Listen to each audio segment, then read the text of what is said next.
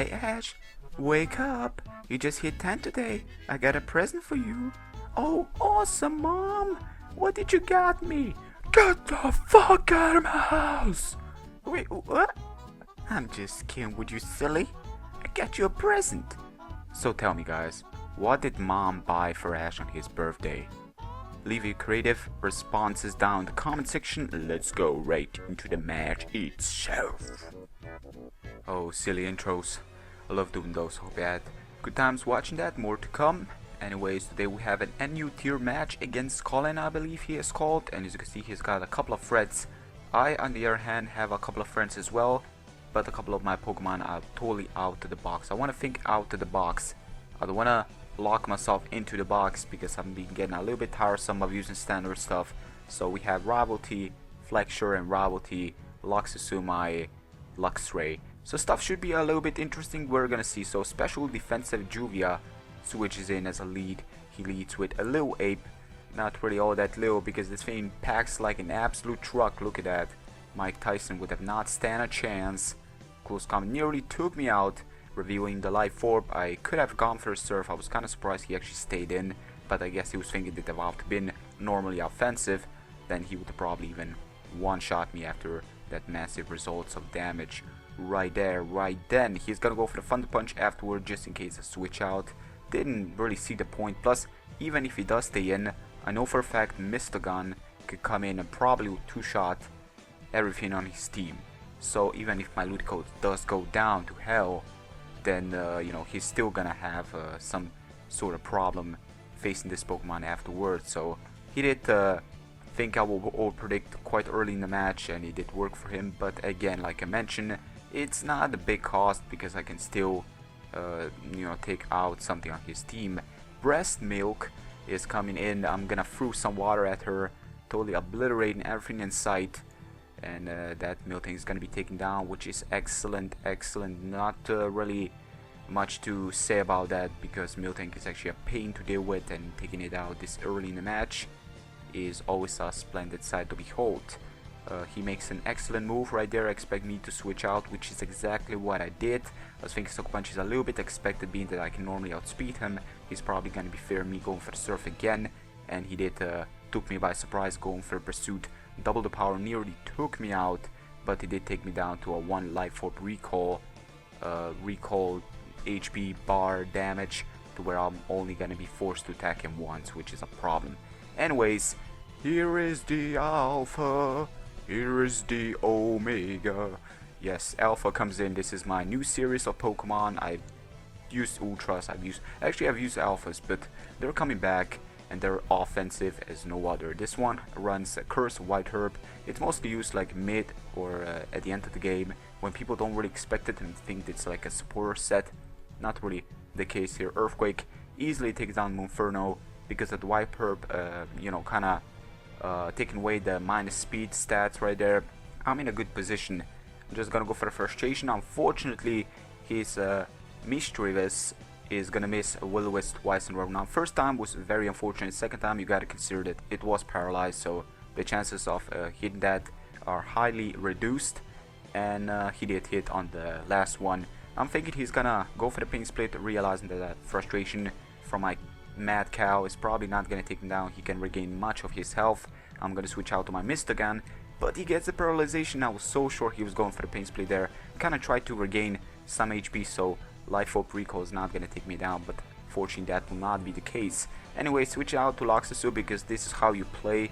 If there is a double down or something of that sort, you switch out to your fastest Pokemon, in this case Luxray, being Choice Scarf, going for a Volt Switch against the switching male Skunk Tank, Stink Tank, and this thing is equal gender, so that means that Volt Switch is gonna be powered up, 25% more power to it, doing a massive amount. I mean, that is an impressive amount from my special attack in Luxray, my Luxray, and switch out to Natsu to kind of dominate this fool.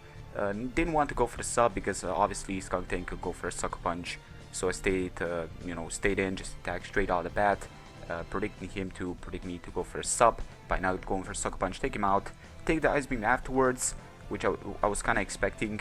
So I do take it very, very nicely.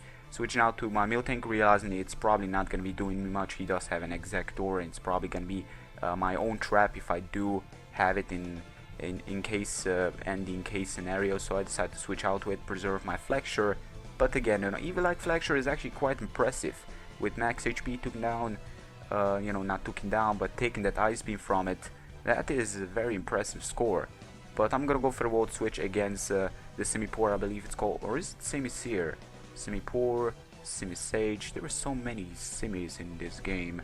Well, one of those three in the series. I'm gonna go for the Dragon Claw, again equal rivalry boosted 25% more power to it. It still didn't do all that much. This nuts Exactor is very much the trolling Pokemon of my existence. This thing is going to be a problem because he's got Citrus Berry. It's actually a smoking set. I've checked. It's to be perfectly honest, I'm not really annoyed by many sets I've come across, but this is one of those that I'm like, oh my god, if I would have only got some crazy stuff in here, because my team is kind of lacking right now. HP, Natsu cannot make a sub. That's a problem, but at least I can break his his substitute, so that at least is something to look forward to in the future, but not without being retaliated by his mighty Sahik taking me down. I cannot really switch out. I cannot afford to switch out. May as well proceed to break his sub. He did get a Harvest up, get the Citrus Berry afterwards. He can make a sub if he wants to. That's gonna be a problem, but he decides to go for the Lead Seed.